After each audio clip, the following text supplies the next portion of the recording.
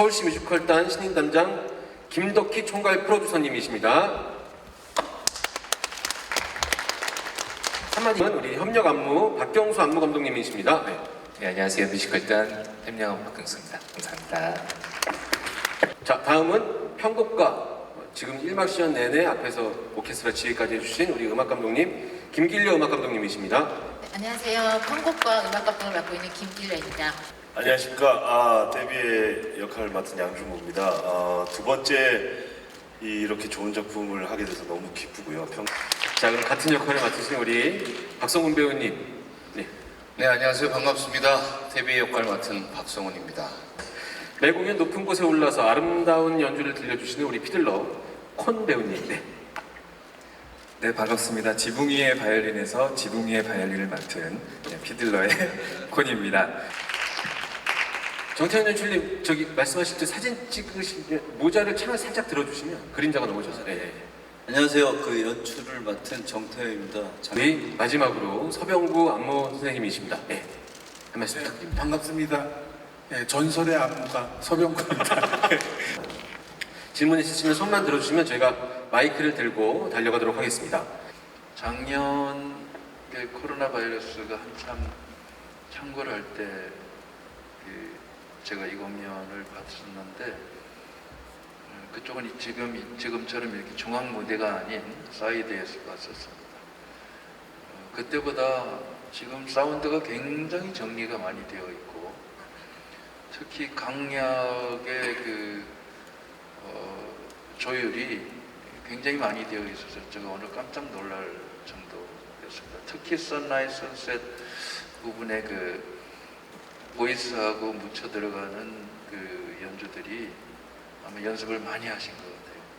그리고 이것 이외에도 연습 상황에서 작년 이후와 지금 무엇이 이렇게 달라져서 저희가 이렇게 느낄 수 있게 된 건지를 김 감독님이 설명해 주시고요. 우선 지금 지붕의 바이올린 이 작품은 드라마가 굉장히 중심이 되는 작품입니다. 그래서 저희 음악적인 면에서도 작년에 이제 18인조를 저희가 편곡을 했는데요. 일단 편곡의 구성은 작년과 지금 올해가 같고 그렇지만 이번에 재공연을 준비하면서 드라마가 중심이 되는 극인 만큼 그 인물들의 서사, 감정 그리고 디테일하게 챙기면 챙길 게 많을수록 저희 작품이 더 살아나기 때문에 디테일을 굉장히 많이 신경을 썼고요. 유대교 전통음악 특유의 그 선율과 리듬이 굉장히 강조되는 작품이다 보니까 그 선율과 리듬에서도 강약, 말씀하신 강약 또 많은 이제 액센트나 또 아티큘레이션이나 많은 것들의 음악적인 부분들 디테일한 것을 이번에 제공하면서 더 많이 챙겨서 더 살릴 수 있도록 했고 보이스에 있어서는 배우들의 감정선을 더 잘 살릴 수 있도록 네, 제가 또 음악적으로 더 정리할 수 있는 부분들을 많이 정리하려고 했고 그래서 전체적으로 군무나 이제 합창 같은 경우는 더 폭발적인 에너지에 도움을 줄 수 있는 음악적인 정리들도 많이 했고 보이스에는 더 감정이 잘 실릴 수 있도록 또 서사가 잘 더 풀릴 수 있도록 음악적으로 더 신경을 많이 썼습니다. 그래서 전체적으로 올해 재공연에서는 보시면서 더 이입이 많이 되고 또 이 아나토카 사람들의 이야기가 더 음악과 잘 어울려질 수 있도록 하는데 많은 도움이 되리라고 생각 들고 마지막까지 오케스트라 매회 저는 지휘를 같이 하는데요. 매회 최선을 다하겠습니다. 감사합니다. 수안무가님은 독창적인 안무를 많이 해주시기로 참 유명하고 뮤지컬에서 자주 배웠습니다만 제가 브로드웨이에서 이 작품을 봤을 때 그리고 나서 거기 적혀져 있는 안무에 대한 몇마디 글을 봤을 때 손을 월십에서 보통 보는 위로 뻗어서 하는 것이 유태교의 전통 춤사위에서 나온 것이기 때문에 그렇게 했다. 여기에도 보니까 1막에서 그렇게 하고 있더라고요.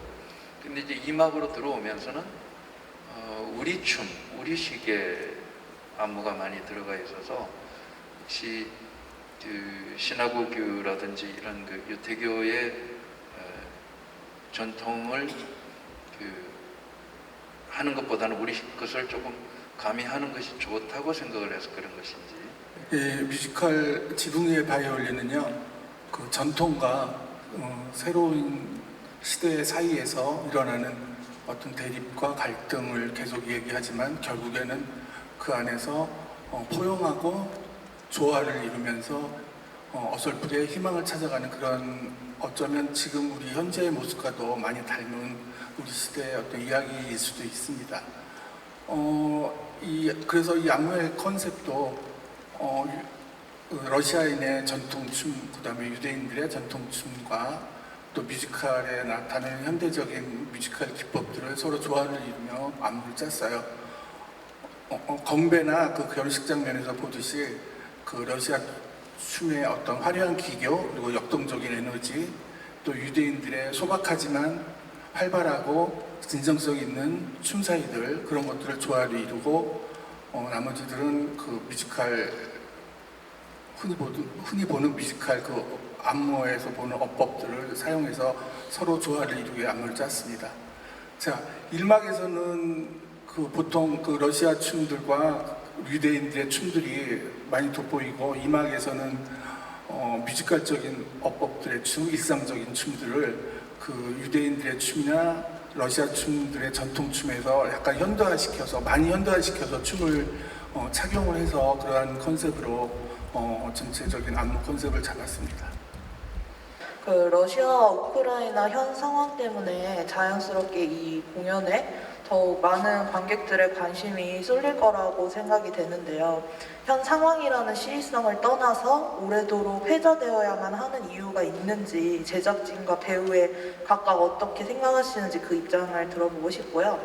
그리고 꾸준히 이 작품을 무대에 올리고 계시는데 시간의 흐름에 관계없이 어떤 세대가 관람하더라도 그들 사이를 관통하는 앞으로도 이어질 지붕의 바이올린만의 가치에 대해서 말씀해 주시면 좋을 것 같습니다.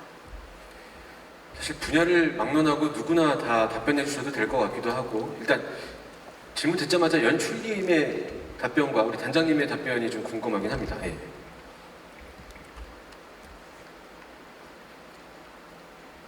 예, 연출님 먼저. 예.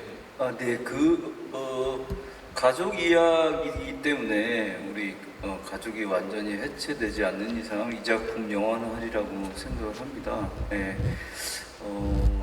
아빠와 딸, 그리고 그 마을 사람들의 이야기가 촘촘하게 엮여 있기 때문에 이 작품은 뭐 시대가 변하더라도 인간이 가지고 있는 가족의 사랑, 뭐 이런 것들이 더 깊이 저희가 갈망하게 되지 않을까.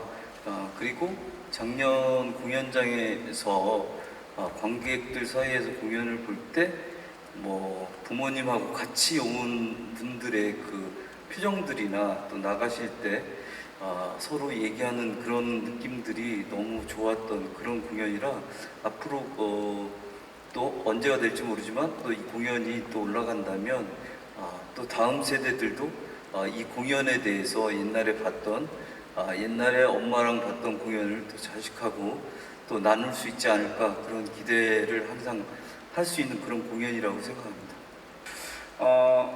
지붕의 바이올린이라는 작품을 서울시 뮤지컬센터 공연 올렸을 때 프로듀서 입장에서도 가장 중요한 지점 중에 하나는 왜 지금 이 공연을 해야 되나, 관객들과 어떻게 만나야 될 것인가.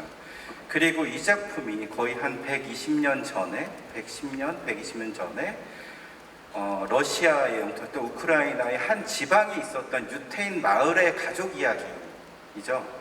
그리고 특히나 서구권에서는 유태인이라는 어떤 문화권에 대한 이해도가 좀 있기 때문에 유태인의 문화에 대한 어떤 이런 이야기들이 조금 더 쉽게 받아들일 수 있는데, 사실은 동양에서 유태인 이야기를 한다는 건 사실 두 겹의 레이어를 거쳐야 되는 어려움이 사실 있는 작품일 수도 있습니다.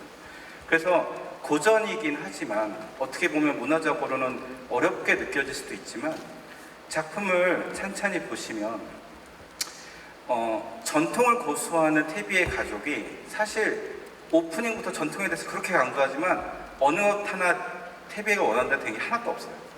전통이 중요하지만 사실은 시대가 변하고 있고 그 시대에 변화하는 거를 태비애가 어떻게 보면 저렇게 전통을 강조하던 태비애가 저렇게 쉽게 마음을 바꿀 수 있지? 이게 이제 태비의 모순이 아니라 어쩌면 새로운 시대를 맞이하는 유태인들의 지혜이고 유연함일 수도 있다고 생각합니다. 사실 이런 측면에서 봤을 때 가족의 중요함도 있지만 계속해서 이 시대가 바뀌는 것들에 적응해서 살아가는 우리 모두의 이야기고, 전통이 낡은 것들이 아니라 기존에 갖고 있던 우리의 모든 것들이 결국 변화하는 시대에 어떻게 또 살아가고 있는가의 모습이기도 하고요. 그리고 우연찮게 사실 우크라이나 사태가 벌어졌는데 실제로도 지금 우크라이나의 난민들이 거의 한 1,000만 명 정도가 집을 잃고 떠나가는 상황이 지금 현재 벌어지고 있는데, 그러니까 이 이야기가 결코 옛날 이야기가 아니라 지금도 벌어지고 있고, 이렇게 자기의 의지와 상관없이 집을 떠나야만 하는 사람들이, 전쟁이 여전히 지금 현재도 벌어지고 있다는 것이 지금 이 공연을 관람하는 관객들에게도 또 새삼스럽게 큰 의미로 다가갈 거라고 생각합니다. 작품에 대한 말씀은 이제 두 분께서 잘 해주셨고요.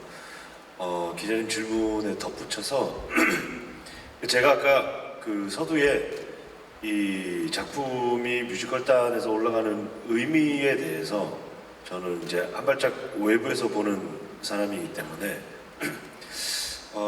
개인적으로 좀 감사를 드리고 싶은 거는, 사실 이제 상업적인 프로덕션에서는 이런 고전 클래식한 뮤지컬을 요즘 시대에는 많이 하기 조금 꺼려하기도 하고 어려워합니다. 왜냐하면 뭐 이제 여러 가지 이유들이 있겠지만 요즘의 관객들이 원하는 바가 원하는 그런 뭐 메시지가 아니라 뭐 음악 스타일이나 뭐 그런 것들이 다양해졌기 때문에 이런 클래식 작품을 하는 것이 좀 꺼려지는데, 정말 이 뭐 사운드 오브 뮤직이나 뭐 지붕의 바이올린이나 이렇게 우리가 정말 친숙하게 익숙해져 있는 뮤지컬들을 제대로 올릴 수 있는 단체는 아마 여기밖에 없다고 생각을 합니다. 왜냐하면 이 작품을 혹시라도 뭐 상업 프로덕션에서 했을 때 이렇게 다양한 연령의 배우들이 오디션에서 와서 이렇게 메이드 돼가지고 작품에 올라가는 거는 굉장히 어려운 일이거든요.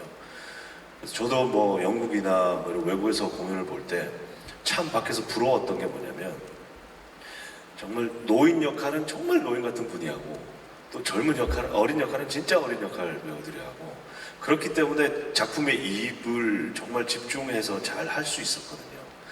그래서 뭐 밖에도 물론 나이 많은 배우들도 많고 하지만 이 뮤지컬단에서 이렇게 다양한 배우층과 이렇게 훌륭한 배우분들이랑 이 작품에 녹여서 할 수 있다는 것은 뮤지컬계에 있는 사람 한 사람으로서 참 감사한 일이라고 꼭 말씀드리고 싶습니다.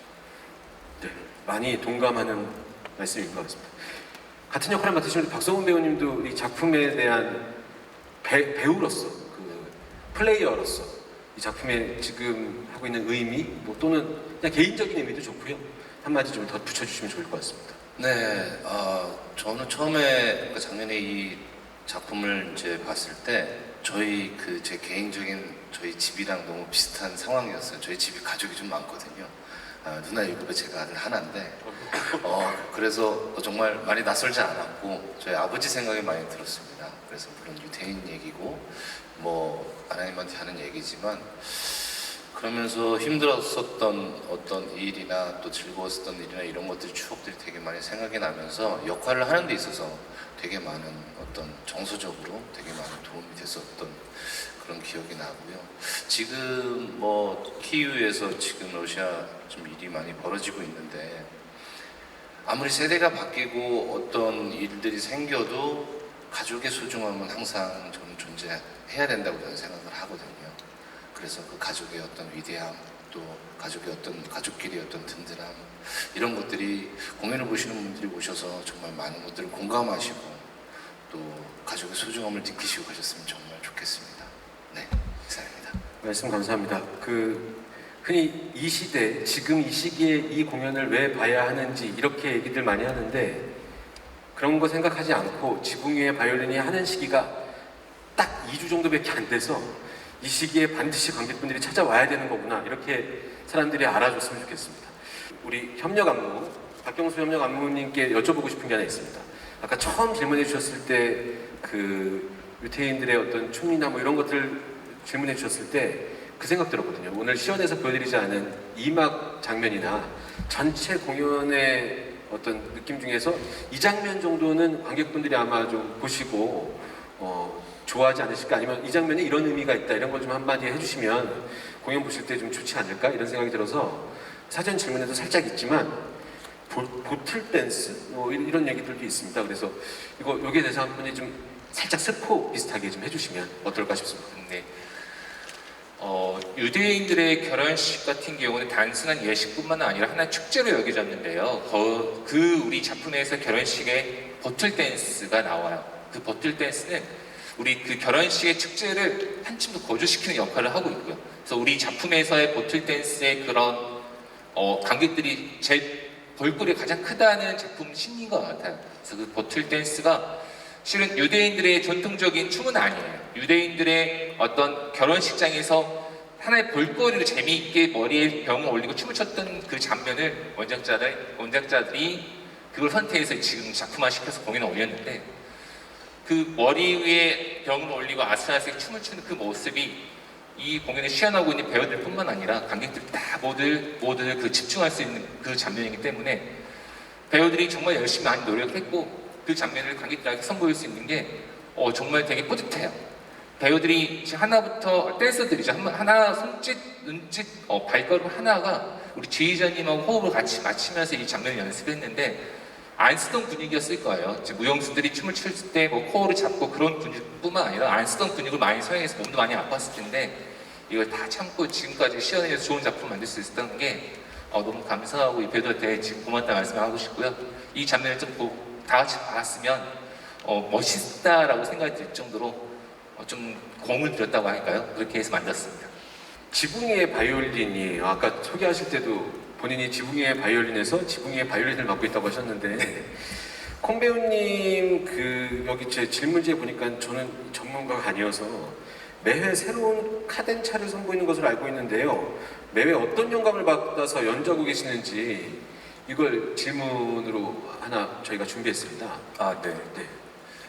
그 이제 2막 서곡 부분에서 이제 피들러가 지붕에서 이제 바이올린 솔로 연주가 있는데 그 중간 부분에서 제가 매회 이제 즉흥 연주를 합니다. 그래서 저희 뮤지컬 넘버들 중에서 하나를 골라서 이렇게 그날의 저의 좀 기분이나 감흥에 따라서 이렇게 즉흥적으로 연주를 하면서 제가 바리에이션을 넣었는데, 이거를 이제 고르게 된 계기가 뭐냐면은 피들러의 역할이 어떻게 보면 이제 약간 그 초월자적인 약간 신 같긴 한데 그렇다고 또 강력한 전능신이라기보다는 조그만 이렇게 동네 사람들과 같이 웃어주고 울어줄 수 있는 약간 좀 정령 같은 존재인 것 같기도 하고, 그래서 제가 지붕 위에서 이제 전통부터 시작해서 연주를 할 때 보면은 이 무대가 다 보여요. 그래서 마을 사람들이 다 보이고, 그래서 내가 일종의 관찰자 같은 그런 생각도 들었거든요. 그래서 마을 사람들과 언제나 이렇게 함께 하면서 옆에서 같이 술 먹고 웃으면서 얘기를 나눴지만 또 지나갔을 때 누군지 기억이 나지 않는 뭐 그런 존재이기도 하고,